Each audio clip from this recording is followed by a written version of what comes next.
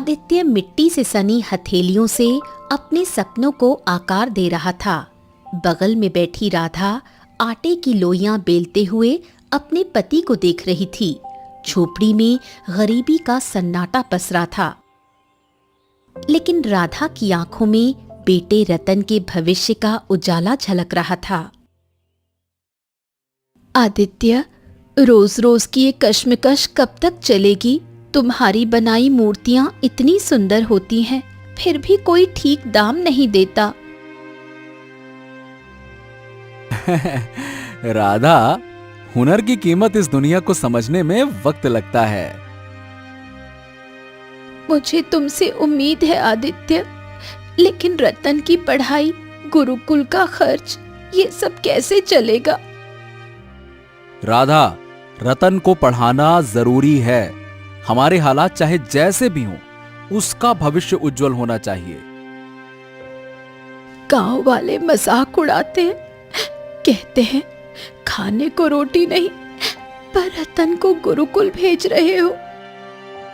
हाँ, देखो, गांव वालों की बातें मेरे हौसले को तोड़ नहीं सकती राधा। अरे मैं जानता हूं, एक दिन हमारा रतन कुछ ना कुछ तो बड़ा करेगा। हम दोनों का सपना पूरा करेगा, देखना। बस तुम हार मत मानना, मैं तुम्हारे साथ हूं। आदित्य अगली सुबह मूर्तियां बेचने बाजार चला गया। गांव के लोग उसे रास्ते में रोककर ताने मारने लगे। अरे आदित्य भाई, आज फिर से मिट्टी के खिलौने बेचने जा रहे हो? अरे अब तो बाजार वाले भी तंग आ गए होंगे, हैं? हाँ रे, और बेटे को गुरुकुल भेज रखा है, ये नहीं कि घर के काम में हाथ बटाए। अरे आदित्य के पास खाने को तो है नहीं, पर सपने बड़े ऊंचे देख रहा है। मेरे सपनों का मजाक मत उड़ाओ। देखना, एक दिन यही मिट्टी मेरे बेटे को बड़ा आदमी बनाएगी। हाँ, देखते हैं वो दिन कब आता है। आदित्य आंखों में उम्मीद लिए चुपचाप बाजार की ओर बढ़ गया। शाम ढलने को थी। गुरुकुल के बाहर आदित्य बेसब्री से रतन का इंतजार कर रहा था। रतन खुशी खुशी दौड़ता हुआ आ पहुंचा। पिताजी, आज गुरुजी ने मेरी बहुत तारीफ की। उन्होंने कहा कि मैं बहुत जल्दी सब सीख रहा हूँ। ओ मेरा बेटा, मुझे तुम पर गर्व है मेरे बेटे। तुम मेरे सपनों की रोशनी हो, रोशनी। पिताजी, एक दिन मैं बड़ा आदमी बनकर आपकी मेहनत का मान बढ़ाऊंगा। हाँ, बस यही तो मेरा सपना है मेरे बच्चे। मैं इसके लिए कुछ भी कर सकता हूं। आदित्य रात में दिए की हल्की रोशनी में बैठकर मूर्तियां गढ़ने लगा। राधा पास ही चुपचाप बैठकर उससे बोली, आदित्य, कब तक यूं खुद को थकाओगे? जब तक रतन का भविष्य संवर नहीं जाता, मैं थक नहीं सकता राधा। ये मिट्टी की मूर्तियां मेरे हाथों से नहीं, मेरे सपनों से बनती हैं। मैं हमेशा तुम्हारे साथ हूं, चाहे कितनी भी मुश्किल आए। तुम मेरे हौसले की ताकत हो राधा। जब तुम साथ हो तो हारने का सवाल ही नहीं उठता। आदित्य की आंखों में अपने बेटे के उज्जवल भविष्य का सपना था और राधा की आंखों में अपने पति की मेहनत की लौ। गरीबी के अंधेरे में ये सपने ही उनके घर को रोशन कर रहे थे। आदित्य की गरीबी दिन ब दिन बढ़ती जा रही थी। उसके हाथों की बनाई मूर्तियां बाजार में अच्छे दाम पर नहीं बिकती थीं। झोपड़ी में अनाज खत्म होने के कगार पर था। राधा और रतन की उदास आंखें आदित्य का कलेजा चीर रही थीं। एक दिन राधा उदास होकर आदित्य से बोली, आदित्य, इतने दिन हो गए, तिनका तिनका जोड़कर जो कुछ बचा था वो भी खत्म होने वाला है। हाँ, मैं कोशिश कर रहा हूं राधा, लेकिन किस्मत साथ नहीं दे रही तो क्या बताऊं मैं। आदित्य, तुम इतनी सुंदर मूर्तियां बनाते हो, फिर भी तुम्हारी मूर्तियां क्यों नहीं बिकती? क्यों लोग तुम्हारी मेहनत की कद्र नहीं करते? हाँ, ये सब किस्मत का खेल है राधा। कभी कभी हुनर भी वक्त से हार जाता है। लेकिन कब तक हम ऐसे ही जीते रहेंगे? अब और नहीं राधा, मैंने ठान लिया है। अब मैं ऐसी मूर्ति बनाऊंगा जिसे देखकर हर इंसान दंग रह जाएगा। ऐसी सुंदर स्त्री की मूर्ति जिसे देखकर राजा विक्रम भी मेरी कला की कद्र करने को मजबूर हो जाएंगे। देखना। राजा विक्रम, तुम उनकी सभा तक कैसे पहुंचोगे आदित्य? हाँ, मैं रास्ता निकाल लूंगा राधा, लेकिन अब मुझे दिन रात मेहनत करनी होगी। ये आखिरी कोशिश होगी और इस बार किस्मत को मेरे साथ आना होगा।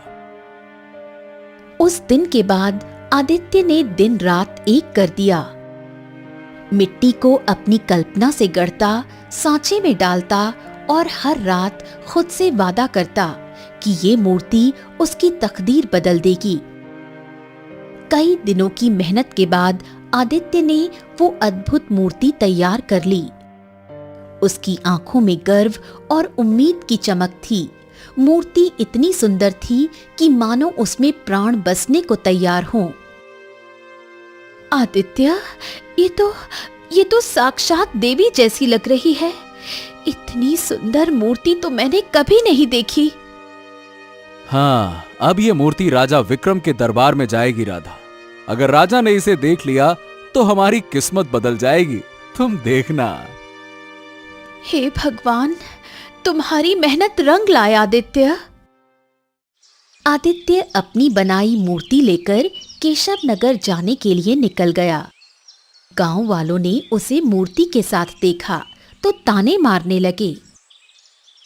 अरे आदित्य, क्यों भाई, अब क्या राजा विक्रम को मूर्ति बेचने चले हो क्या?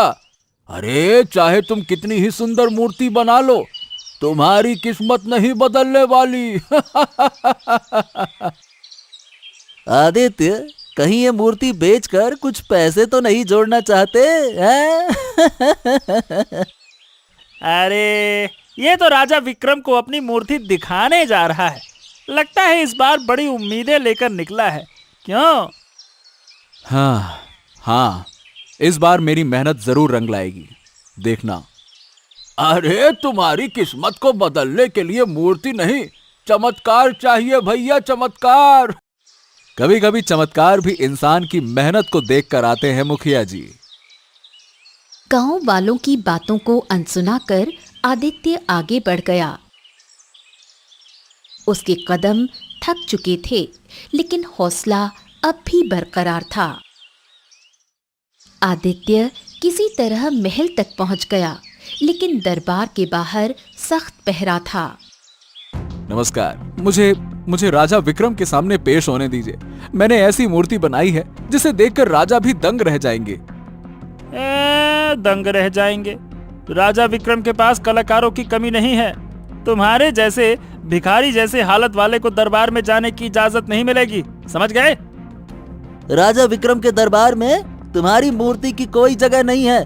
चलो, हाँ, चलो चलो, लौटो लौटो लौटो लौटो, और अपना वक्त और हमारा वक्त बर्बाद मत करो। देखिए, कृपा करके एक बार राजा को मेरी मूर्ति दिखा दीजिए। मेरी मेहनत की कद्र कीजिए, थोड़ी तो कद्र कीजिए। अरे कहा ना, चले जाओ यहाँ से, समझ में नहीं आता क्या? चलो जाओ। आदित्य का सपना टूट गया। सैनिकों ने उसे दरबार के बाहर ही रोक दिया। अपमानित और निराश आदित्य वहां से लौटने लगा। आदित्य थका हारा टूटा हुआ जंगल के रास्ते से घर लौट रहा था। भूख और थकान ने उसे बेहाल कर दिया था। वो एक पेड़ के नीचे बैठ गया और अपनी किस्मत पर रोने लगा। क्यों मेरी मेहनत की इतनी दुर्गति है? क्या सच में किस्मत ही सब कुछ होती है? आदित्य की आंखों में आंसू थे। तभी अचानक एक हल्की सी आवाज सुनाई दी। हाँ, ये कौन है? उसके सामने एक सुंदर स्त्री खड़ी थी। आदित्य उसे देखकर स्तब्ध रह गया। हाँ, ये तो, अरे ये तो मेरी मूर्ति, मतलब जो मैंने मूर्ति बनाई थी वैसी लग रही है। आदित्य के चेहरे पर हैरानी और डर का मिश्रण था। सामने खड़ी स्त्री बिल्कुल उसी मूर्ति की तरह थी जिसे आदित्य ने अपनी कल्पना से गढ़ा था। हाँ, ये कैसे हो सकता है? ये मूर्ति तो तुमने बड़ी ही सुंदर बनाई है। ऐसा लगता है जैसे इसमें जान बसने वाली हो। तुम कौन हो? ये मूर्ति बिल्कुल तुम्हारे जैसी लग रही है।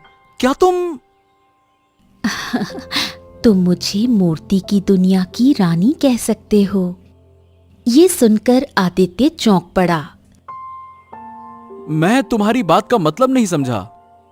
बहुत जल्द समझ आ जाएगा। तुम तो सच में बड़े कलाकार हो। तुमने एक ऐसी मूर्ति बनाई है जिसकी तुलना किसी से नहीं की जा सकती। मगर तुम इस मूर्ति को लेकर क्यों भटक रहे हो? ये सब मेरी समझ से परे है। तुम हो कौन? मगर आदित्य की मूर्ति की तरह दिखने वाली वो सुंदर स्त्री आदित्य के सवाल को नजरअंदाज करती हुई मूर्ति को देखते हुए रहस्यमयी अंदाज में बोली। तुम तो मूर्तियों की दुनिया का राजा बन सकते हो। तुम्हें तो राजमहल में होना चाहिए। हाँ, नहीं, मेरा भाग्य इतना उदार नहीं। मेरी मूर्तियां सिर्फ धूल फांकती हैं और मैं गरीबी में जी रहा हूं। लगता है तुम अभी खुद को नहीं पहचानते, लेकिन समय तुम्हें सब कुछ सिखा देगा। जब समय आएगा, नियति तुम्हें वहां पहुंचा देगी जहां पर जाना तुम्हारा अधिकार है। इतना बोलकर वो सुंदर स्त्री बड़ी तेजी से वहां से चली गई। आदित्य उसे जाता हुआ देखता रहा। उसकी आंखों में सवाल थे, लेकिन जवाब कहीं नहीं था। वो भारी मन से घर लौट आया। आदित्य के चेहरे की मायूसी देखकर उसकी पत्नी उससे बोली, क्या हुआ? इतने परेशान क्यों लग रहे हो? राधा, लगता है मेरी किस्मत कभी नहीं बदलेगी। मैंने इतनी मेहनत की, इतनी सुंदर मूर्ति बनाई, लेकिन कुछ भी हासिल नहीं हुआ। राजा विक्रम के सैनिकों ने मुझे महल के अंदर घुसने तक नहीं दिया। मैंने बहुत मिन्नतें की, प्रार्थना की, हाथ जोड़े, लेकिन उन सैनिकों का दिल नहीं पसीजा। हिम्मत मत हारिए, आप ही तो हमारी हिम्मत हैं। अगर आप ही हिम्मत हार जाएंगे तो फिर मेरा और रतन का क्या होगा? राधा, मैं भी इंसान हूं। सच बताऊं तो अब मुझमें किस्मत से लड़ने की और शक्ति नहीं बची है। जब सही समय आएगा तब सब कुछ बदल जाएगा। बस हिम्मत मत हारिए, क्योंकि हमारे पास हिम्मत के अलावा और कुछ भी नहीं है। हिम्मत से ही विश्वास पैदा होता है। अगर आप हार जाएंगे तो आपका विश्वास कमजोर हो जाएगा, और मैं ये बिल्कुल नहीं चाहती। आदित्य रात भर आंसू बहाता रहा और उसने सारी रात जागते हुए गुजार दी। अगली सुबह आदित्य रतन को गुरुकुल छोड़ने चला गया। बेटा, मेरे बच्चे, बेटा ध्यान से पढ़ना, है ना? गुरुजी की हर बात मानना, ठीक है बेटा? जी पिताजी। आदित्य रतन को गुरुकुल छोड़कर बाजार चला गया और मूर्ति बेचने की कोशिश करने लगा। कुछ देर बाद कुछ ग्राहक उसके पास आकर खड़े हो गए। हाँ, तुम्हारी मूर्ति तो वाकई में बहुत सुंदर है। ये बताओ, कितने दाम लोगे? जी, केवल 1 मुद्रा। अरे पागल हो क्या?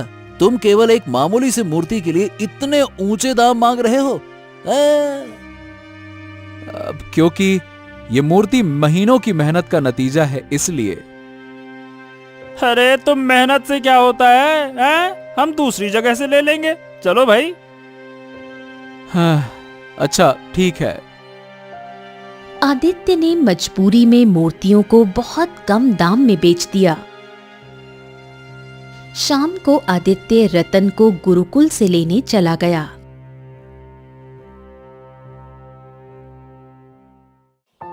पिताजी पिताजी, आज तो मैंने गुरुजी से बहुत कुछ सीखा है। हाँ।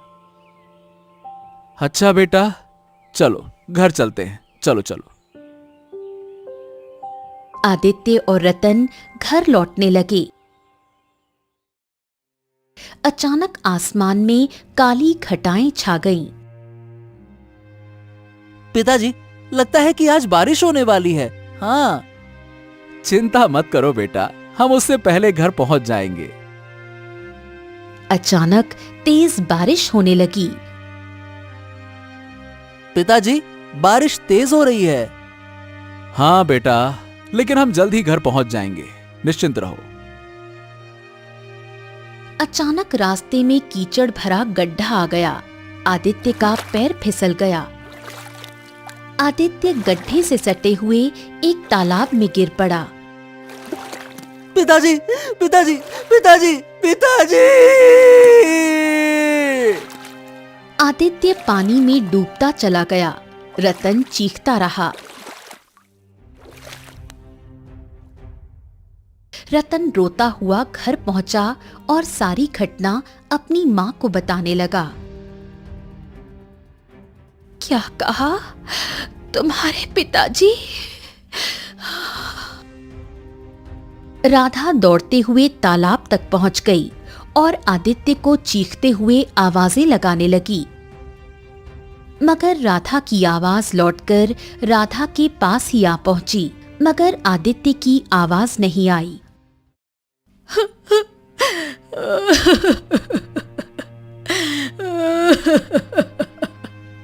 आदित्य, आदित्य, तुम कहाँ चले गए? तुम्हारे बिना मैं कैसे जीऊंगी? लौट आओ आदित्य, मैं तुम्हारे बिना नहीं जी सकती। हे भगवान,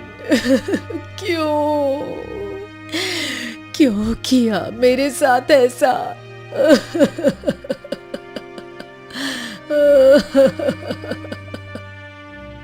राधा तालाब के किनारे बैठकर फूट फूट कर रोती रही। रतन भी अपनी मां को देख आंसू बहाता रहा। तालाब के जल में एक रहस्यमयी कंपन उठ रहा था, लेकिन किसी को इसका आभास नहीं था। राधा अपने बेटे रतन को लेकर गांव की चौपाल पर चली गई। उसकी आंखें लाल थी, चेहरे पर थकान और बेबसी झलक रही थी। वो लोगों से मदद मांगने लगी। कृपया करके कोई मेरे पति को ढूंढने में मेरी मदद करे। वो कई दिनों से लापता है। तालाब के पास गए थे, फिर लौटे ही नहीं। ये पगला गई हो क्या? जिस तालाब की बात कर रही हो, वहां तो कोई पास भी नहीं जाता। वो रहस्यमयी तालाब है, वहां जाने वाले कभी वापस नहीं आते। तुम्हारा मूर्ख पति खुद मुसीबत में फंस गया था, अब भुगतो, हम क्या कर सकते हैं? राधा की आंखों में आंसू आ गए। उसने लोगों से उम्मीद ही छोड़ दी। वो चुपचाप रतन का हाथ पकड़कर अपने घर लौट आई। कुछ दिन ऐसे ही बीत गए। आदित्य नहीं लौटा।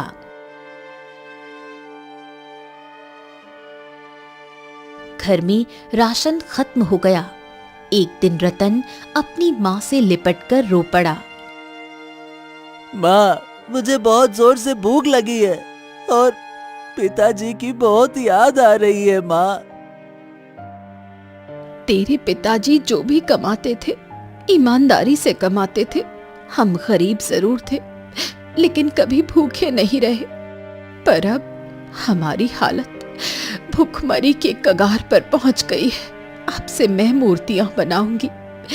तेरे पिता के साथ रहकर मैंने मूर्तियां बनाना सीखा है। हम भूखे नहीं रहेंगे। राधा ने रात भर रतन के साथ मिलकर मूर्तियां बनाई। अगली सुबह वो उन्हें बेचने के लिए बाजार ले गई। राधा ने बाजार में मूर्तियां रखी ही थीं कि गांव के मुखिया और कुछ अन्य लोग वहां आ पहुंचे। स्त्री होकर मूर्तियां बेच रही हो, तुम्हें शर्म नहीं आती? अगर मेरी इतनी ही चिंता है तो मेरे घर पर 2 वक्त की रोटी भिजवा दिया करो, फिर मैं मूर्तियां नहीं बेचूंगी। अरे बड़ी तेज हो गई हो तुम, पति के जाते ही पर निकल आए तुम्हारे हैं? राधा ने मुखिया की बातों पर ध्यान नहीं दिया। उसने मूर्तियां बेचनी जारी रखी। उधर आदित्य को होश आया तो उसने खुद को एक अजीब महल में पाया। चारों ओर चमकदार मूर्तियां थीं। हर मूर्ति इतनी सुंदर थी कि मानो जीवित हो। हाँ, ये मैं कहाँ आ गया? क्या मैं मर चुका हूँ? तभी एक जानी पहचानी आवाज उसके कानों में टकराई। उसने घूमकर देखा तो उसके पीछे वही सुंदर स्त्री खड़ी थी जो उसे जंगल में मिली थी। तुम तो मुझे जंगल में मिली थी, लेकिन मैं यहाँ कैसे पहुंचा? मुझे याद है, मैं तालाब में डूब गया था और मैंने अपने बेटे की पुकार भी सुनी थी। उसके बाद क्या हुआ मुझे कुछ भी याद नहीं। सुंदर स्त्री रहस्यमयी अंदाज में मुस्कुराते हुए बोली, तुम मूर्तियों के संसार में हो। ये सुनकर आदित्य चौंक गया। ये क्या बकवास कर रही हो? इस संसार के बारे में तो मैंने कभी सुना ही नहीं। मेरा नाम चंद्रलेखा है। मैं इस मूर्तियों की नगरी की रानी हूँ। अगर तुम्हें विश्वास नहीं होता तो आओ इस नगरी में घूम कर देख लो। आदित्य भागता हुआ महल से बाहर निकल गया।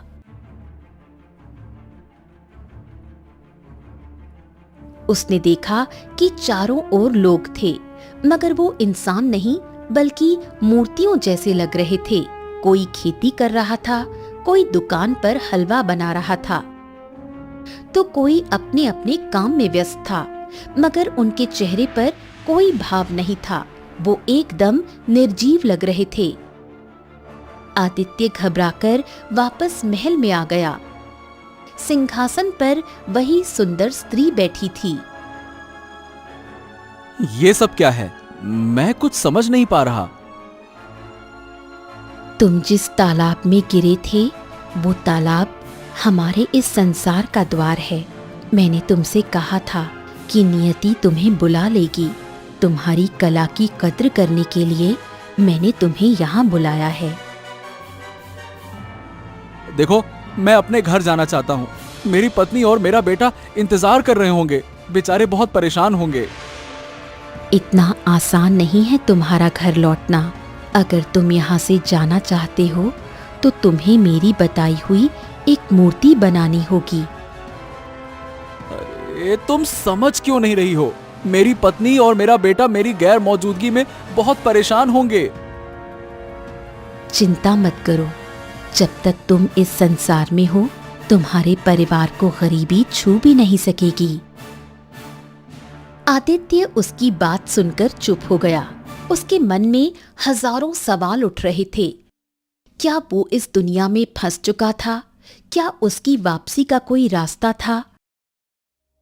कुछ देर बाद आदित्य चंद्रलेखा के साथ एक रहस्यमयी कक्ष में दाखिल हो गया, जहां दीवारों पर अद्भुत मूर्तियां सजी थीं। कक्ष के बीचों बीच एक बड़ा आईना रखा था। चंद्रलेखा आदित्य को आईने के सामने ले गई। आदित्य, इस आईने में देखो। तुम्हें जो दिखाई दे रहा है उसकी मूर्ति बनानी है।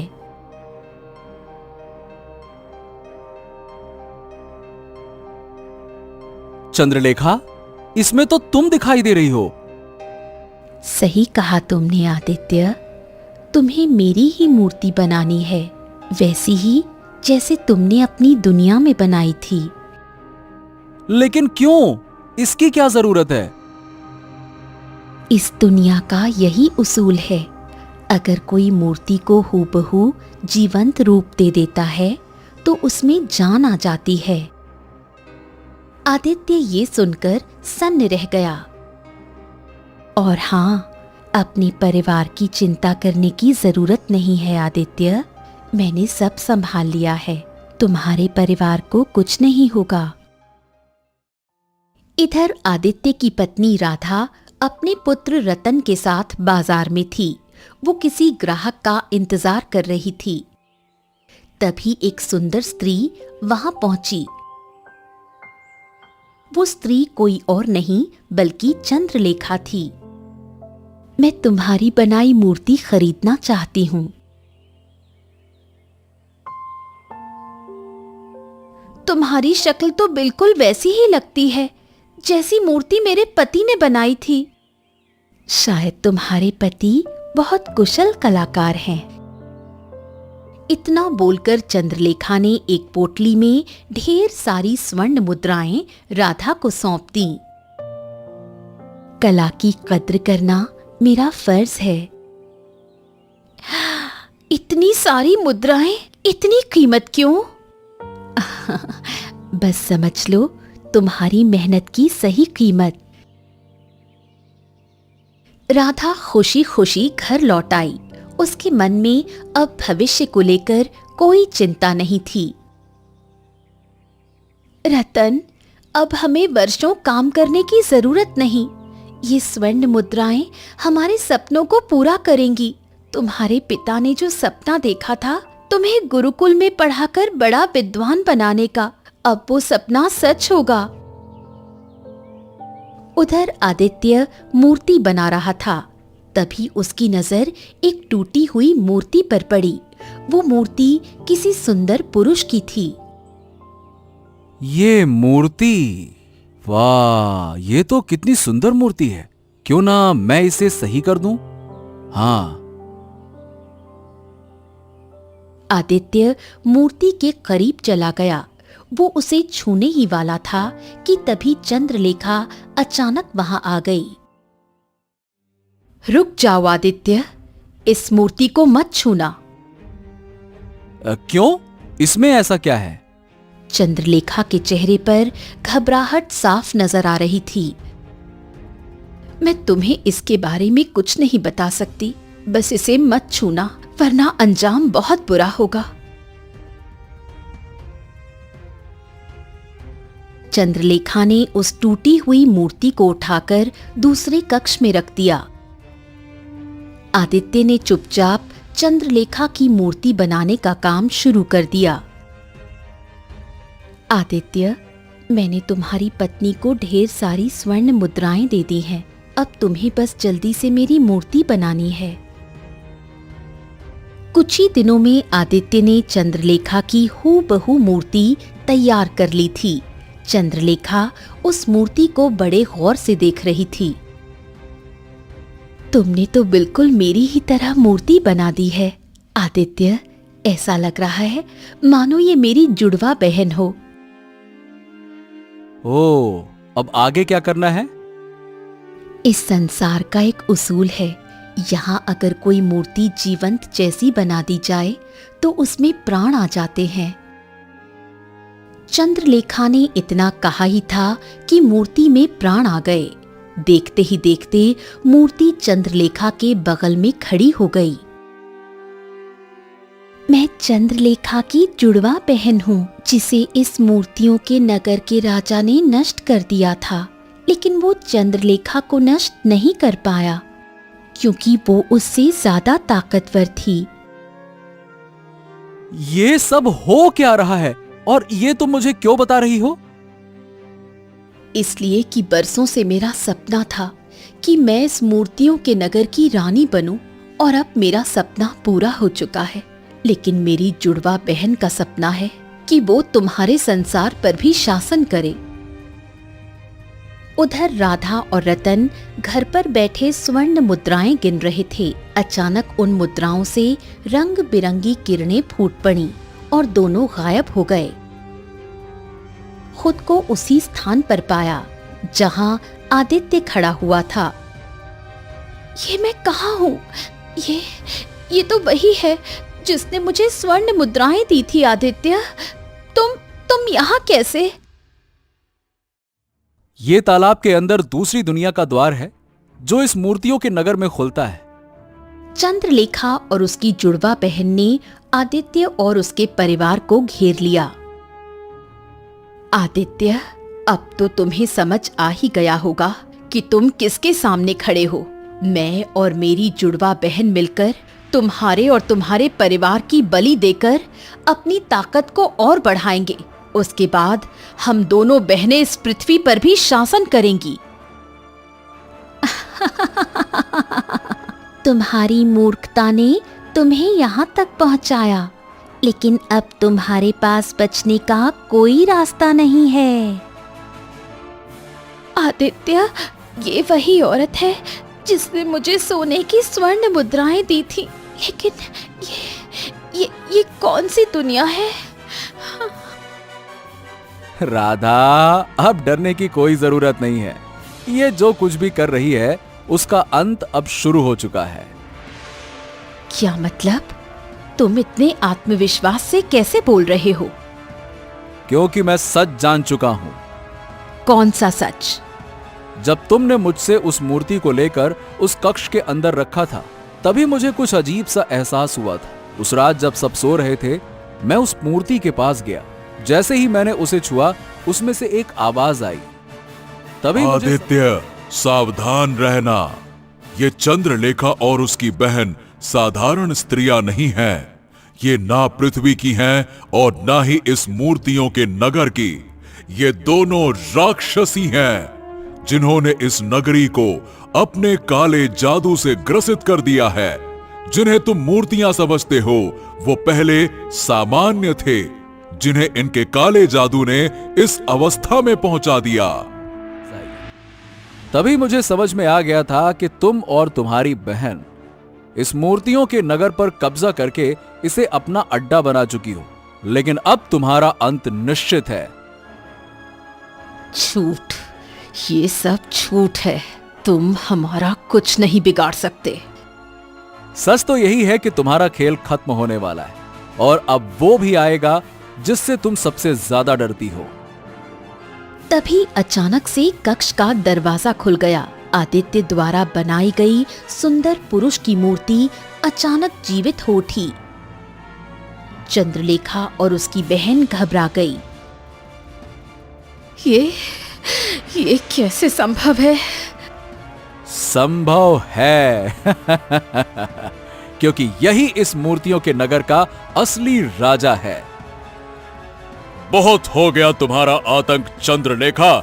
अब इस नगरी को मुक्त करने का समय आ गया है। तुम हमें नहीं हरा सकते। हमारी शक्ति अपार है।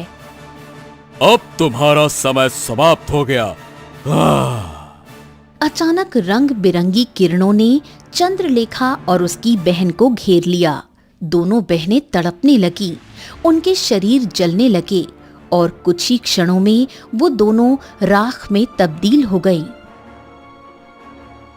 आदित्य, तुम्हारा बहुत बहुत धन्यवाद। तुम्हारी वजह से ये मूर्तियों की नगरी अब आजाद हो गई है। अगर तुम समय पर ना आते तो पता नहीं ये दोनों बहनें तुम्हारी दुनिया का क्या हाल करती। ये तो मेरा सौभाग्य था कि मैं इस नगरी को बचा सका। तुम्हारी वीरता के लिए हम तुम्हें ये स्वर्ण मुद्राएं भेंट करते हैं। अब तुम अपने परिवार के साथ सुरक्षित अपने संसार में लौट सकते हो। जाओ। अगले ही पल आदित्य, राधा और रतन ने खुद को अपने घर में पाया। उनके सामने ढेर सारी स्वर्ण मुद्राएं रखी हुई थीं। आदित्य, ये सच है। हम वापस आ गए। हाँ राधा, अब हमारे दिन बदल गए।